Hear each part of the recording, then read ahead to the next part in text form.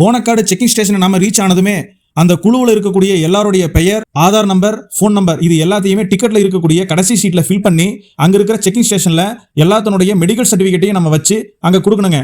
அவங்க அது எல்லாத்தையுமே செக் பண்ணி பார்த்துட்டு அதுக்கப்புறமா நம்மளோட பேக் எல்லாத்தையுமே செக் பண்ணுவாங்க. அந்த பேக்ல பிளாஸ்டிக்ஸ் என்ன இருக்குது, எவ்வளவு இருக்குதுன்றத பார்த்துட்டு அதுக்கான ஒரு டெபாசிட் அமௌண்ட்டையும் வாங்கி வச்சுக்குவாங்க.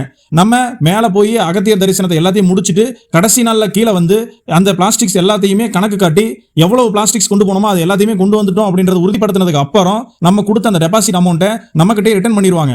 நம்ம மேலே ஏறும்போது கீழே இருந்து ப்ராப்பரான இன்ஸ்ட்ரக்ஷன்ஸ் எல்லாத்தையுமே அந்த செக்கிங் ஸ்டேஷன்ல சொல்லி தான் அனுப்புவாங்க. നമ്മുടെ സേഫ്റ്റി പ്രധാനമാണ്. കാലാവസ്ഥ വ്യതിയാനം എപ്പോഴും സംഭവിക്കാം. ശക്തമായ മഴ, കാറ്റ്, മഞ്ഞ് എല്ലാം. നിങ്ങളുടെ നിർദ്ദേശം നിങ്ങളെ കസ്റ്റമർക്ക് അവരവരുടെ കാണാം. അതുകൊണ്ട് നിങ്ങൾ പ്ലാസ്റ്റിക്, പിന്നെ സോപ്പ്, ഷാമ്പു, എണ്ണ, പൂജാ സാധനങ്ങൾ, ലഹരി പദാർത്ഥങ്ങൾ, പിന്നെ